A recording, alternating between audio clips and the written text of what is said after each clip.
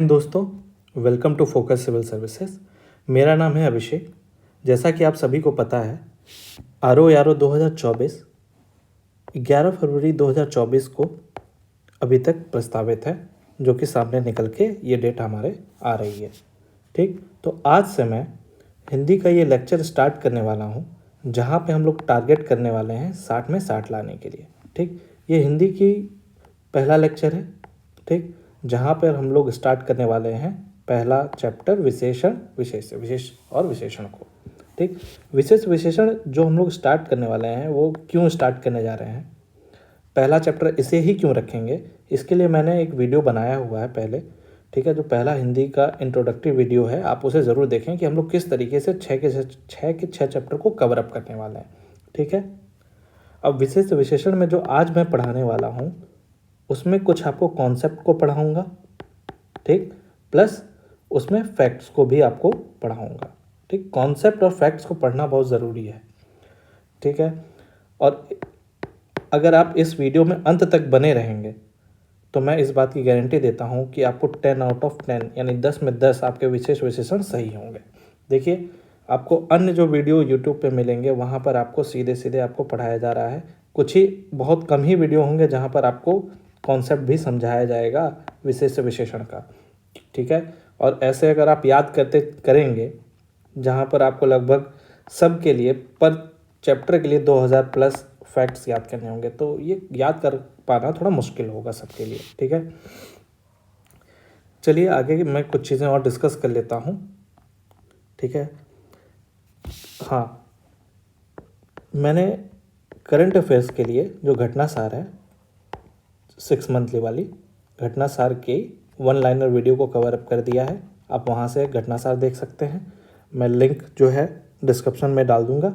और दूसरी चीज़, जीएस के लिए अभी तक मैंने ज्योग्राफी के 2 वीडियो डाले हुए हैं, इंडियन ज्योग्राफी के, जहाँ से आप इस लेक्चर को भी देख सकते हैं। और देख करके आप प्लीज़ मुझे कमेंट में बताइए कि ये आपको समझ में आ रही है, तो मैं इसको आगे कंटिन्यू करता हूँ।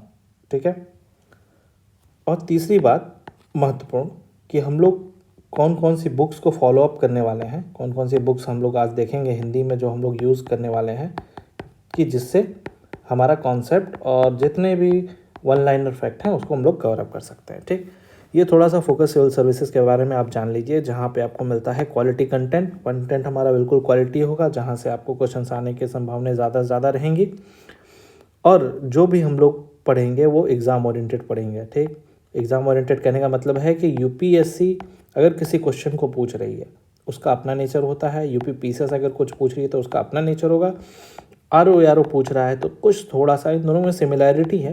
देखिए, सिलेबस सबका सेम है, लेकिन क्वेश्चन पूछने का थोड़ा सा, ठीक है, नेचर थोड़ा सा अलग होता है। और यूपी पीसीएस आरओ का लगभग थोड़ा सा आरओ का जो प्रीलिम्स आपको देखने को मिलेगा यूपी पीसीएस के प्रीलिम्स से थोड़ा सा टफ होता है।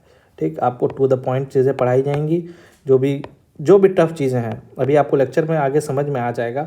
ठीक है, जो आपको नहीं आज तक समझ में आएंगी, बहुत छोटी छोटी चीज़ें, संज्ञा सर्वनाम, आप सब बचपन से पढ़ते आ रहे हैं, लेकिन आपको ऐसी छोटी छोटी चीज़ें देखने को मिलेंगी इस लेक्चर में कि आपको लगेगा कि हाँ, यहाँ से कुछ चीज़ें, नए कॉन्सेप्ट हमें देखने को मिल रहा है। ठीक है, आपको एक ऑर्गेनाइज शेड्यूल मिलेगा, उसमें आपको पढ़ना है।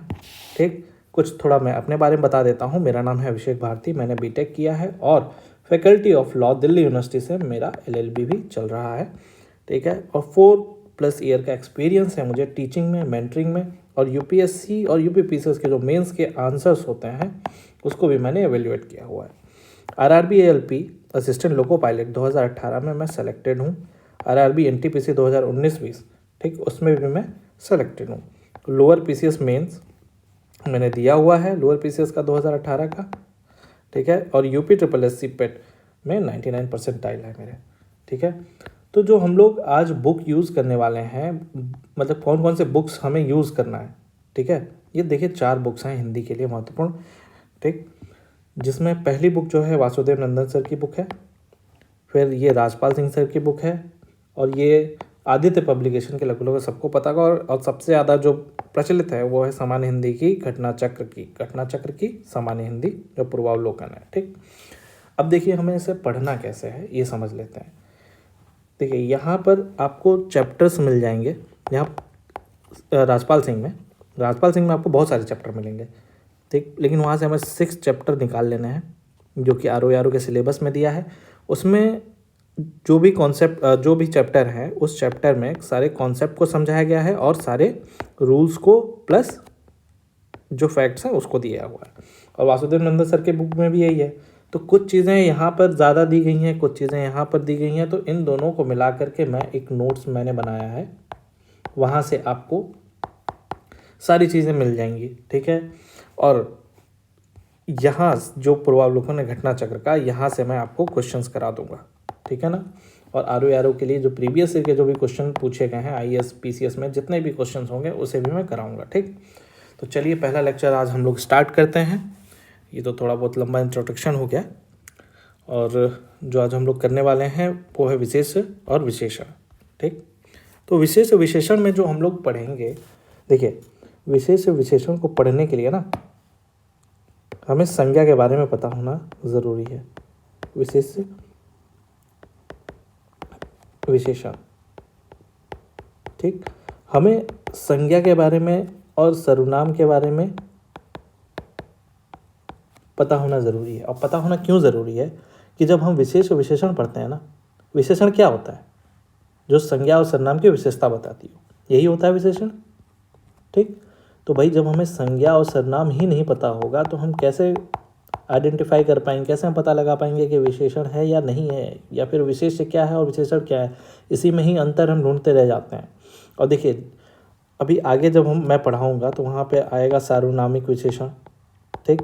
सार्वनामिक विशेषण और विशेषण में थोड़ा कन्फ्यूज़न हो जाता है बच्चों को। और भाववाचक संज्ञा जो है, भाववाचक संज्ञा, इसमें भी बच्चे कंफ्यूज हो जाते हैं भाववाचक संज्ञा और विशेषण को समझने में। ठीक है ना। तो चलिए पहला लेक्चर मैं स्टार्ट कर रहा हूँ जहाँ पे हम लोग संज्ञा को पढ़ने वाले हैं। ठीक। तो संज्ञा क्या होती है? संज्ञा होती है, देखिए संज्ञा का जो अर्थ है वो नाम से है। ठीक। संज्ञा का जो सिंपल अर्थ होता है वो होता है नाम। और परिभाषा कहती है किसी व्यक्ति, वस्तु, स्थान, भाव, गुण एवं अवस्था। ठीक। व्यक्ति, वस्तु, स्थान, भाव, गुण एवं अवस्था के नाम को संज्ञा कहते हैं। ठीक। ये तो बचपन से पढ़ते चले आ रहे हैं। अब देखिए संज्ञा एक विकारी शब्द है।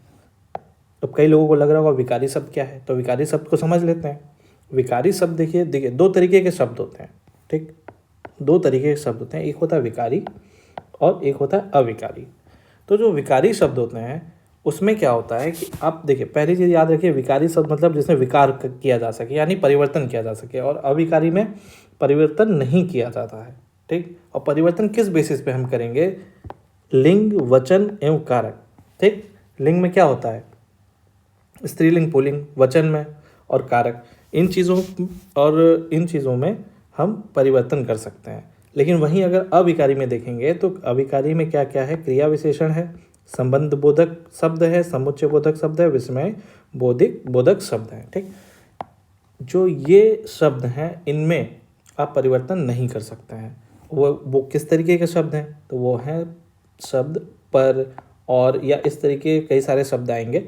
इस तरीके के शब्दों को हम अविकारी कहते हैं। और जो विकारी शब्द होते हैं संज्ञा, सर्वनाम, विशेषण और क्रिया। ठीक। उसमें हम परिवर्तन कर सकते हैं।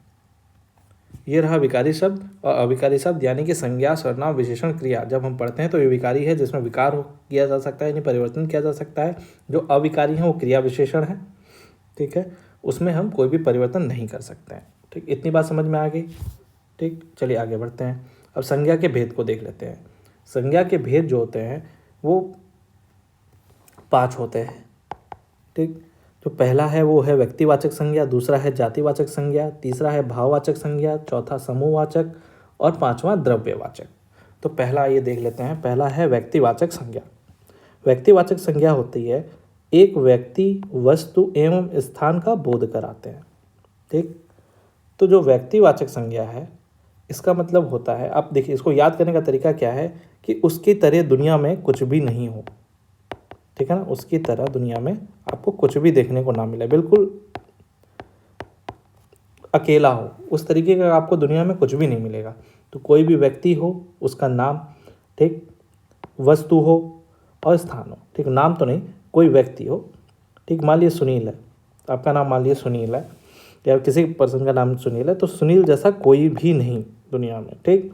नाम भले ही अलग अलग हो सकते हैं, लेकिन वो जो एक जिसकी बात मैं कर रहा हूँ, किसी एक पर्सन की बात कर रहा हूँ, सुनील है, उस जैसा कोई भी नहीं होगा। रामचरितमानस, ठीक, जो लिखी गई है रामचरितमानस, वो एक ही है दुनिया में। भारत दुनिया में एक ही है। तो व्यक्तिवाचक संज्ञा को अगर आपको याद रखना है तो आप ऐसे याद रख सकते हैं, उस तरह दुनिया में आपको कुछ भी नहीं होगा।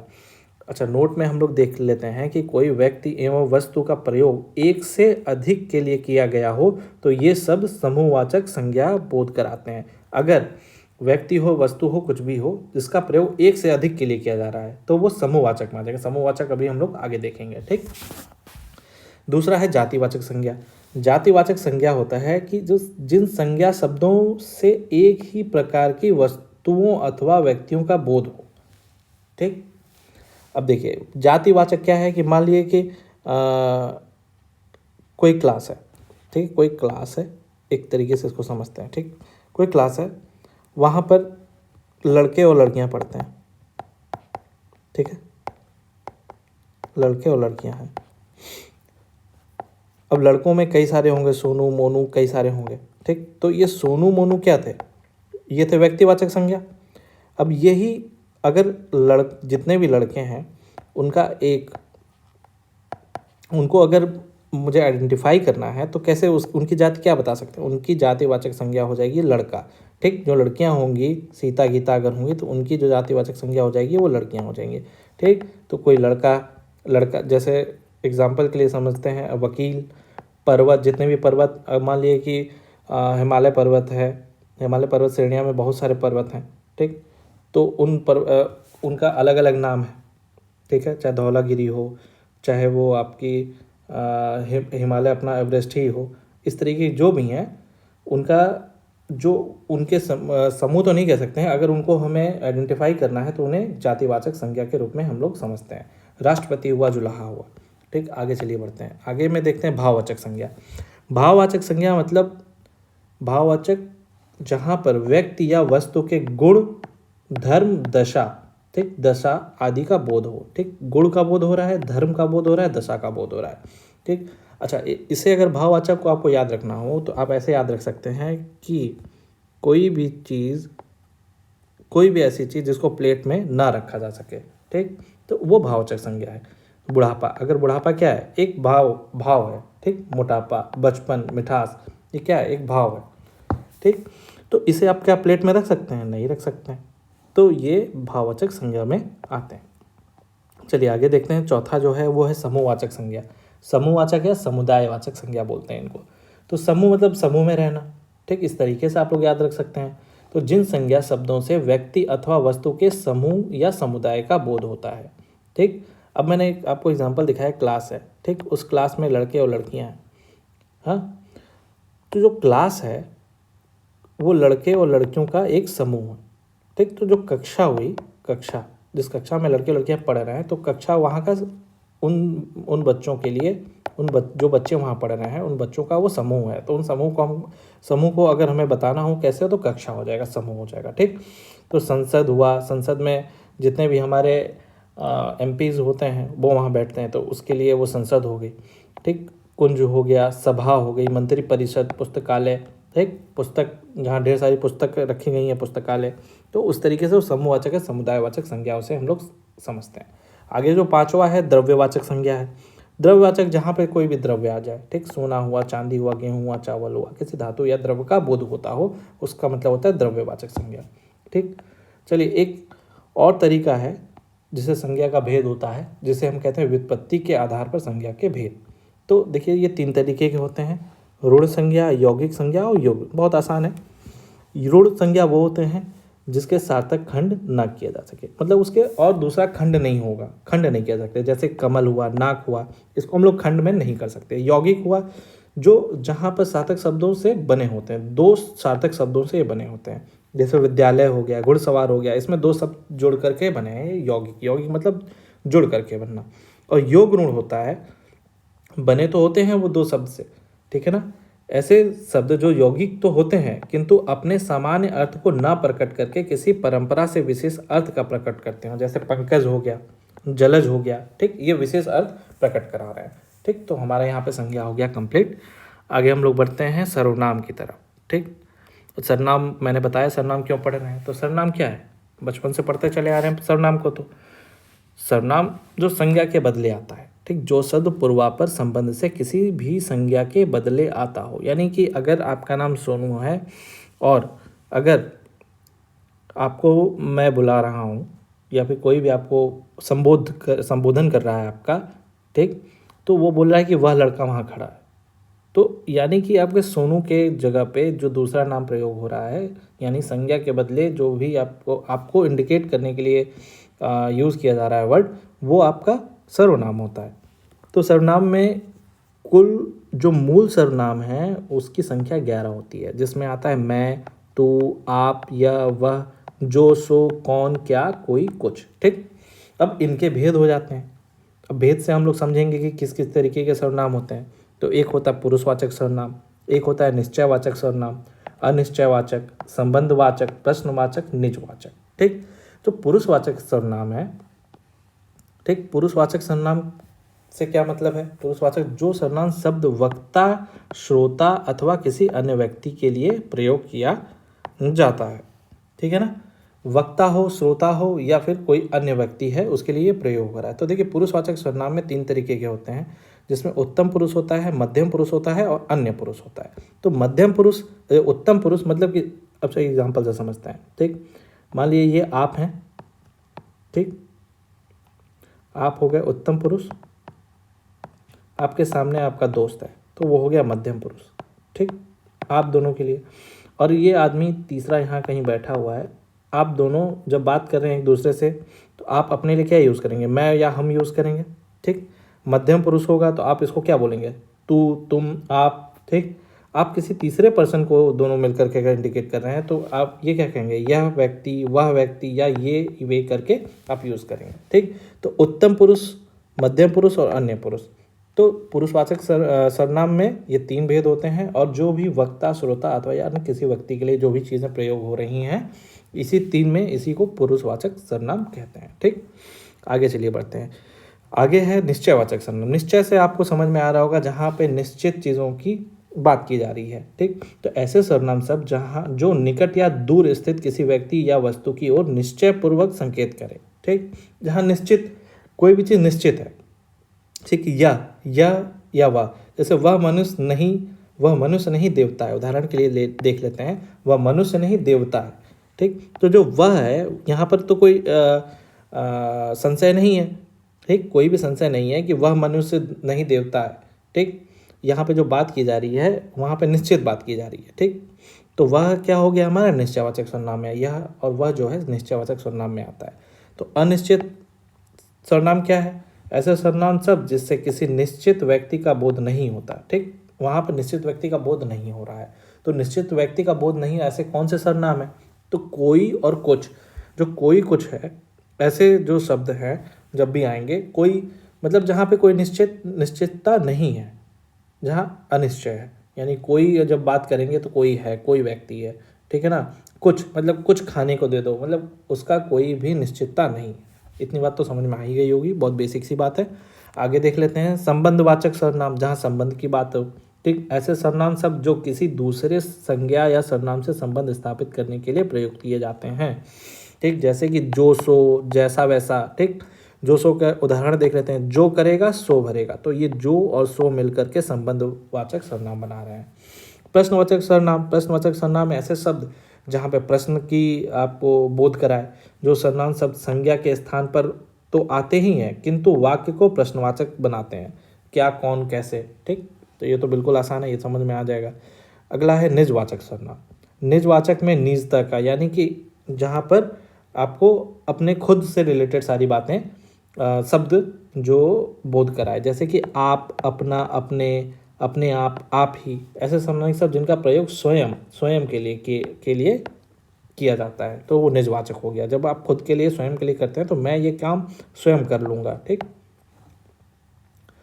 तो ये रहा आपका संज्ञा और सर्वनाम। इसके बाद हम लोग अब अगले वीडियो में मैं विशेषण को विस्तृत तरीके से समझाऊंगा, ठीक है। विशेषण हम लोग यहाँ पे ये अगले वीडियो में सारा ये नोट्स है, ठीक है ना। बिल्कुल अच्छे तरीके से, जितना भी विशेषण और विशेष्य है, ठीक है ना। ठीक है, विशेषण विशेषण में क्या क्या है यहाँ समझा देता हूँ आपको थोड़ा सा।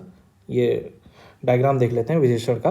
विशेषण में देखिए 4 तरीके की मुख्य विशेषण है: गुणवाचक, संख्यावाचक, परिमाणवाचक और सार्वनामिक, यानी संकेतवाचक, निजवाचक विशेषण। अब संख्यावाचक को 2 तरीके से बांटा गया है: निश्चित संख्यावाचक, अनिश्चित संख्यावाचक। फिर निश्चित को भी 5 तरीके से बांटा गया है: गुणवाचक, क्रमवाचक, आवृत्तिवाचक, समुदाय वाचक और प्रत्येकवाचक। और गुणवाचक को 2 तरीके से, पूर्णांक, अपूर्णांक। परिमाणवाचक को 2 तरीके से बांटा गया है: निश्चित, अनिश्चित। सार्वनामिक को मौलिक सर्वनाम, सर्वनामिक और विशेषण, और मौलिक सर्वनामिक विशेषण और यौगिक सर्वनामिक विशेषण। ठीक, तो इन चीज़ों को हम लोग अगले वीडियो में बहुत विस्तृत तरीके से कंप्लीट करेंगे। और इस अगले वीडियो के लिए आप लोग इंतज़ार करिए। अगर मैं आज है आपका 19 तारीख, तो 20 तारीख को मैं इसे अपलोड कर दूंगा दूसरे वीडियो को। बाकी अगर आपको ये वीडियो बहुत अगर पसंद आ रहा है तो इसे अपने दोस्तों के साथ शेयर करिए, लाइक करिए और अपना कमेंट लिखिए। अगर आपको इसमें जो भी चीज़ें समझ में आई हैं, नहीं समझ में आ रही हैं, मैं उसे बिल्कुल आपको उसका रिप्लाई दूंगा। ठीक है, बाकी थैंक यू।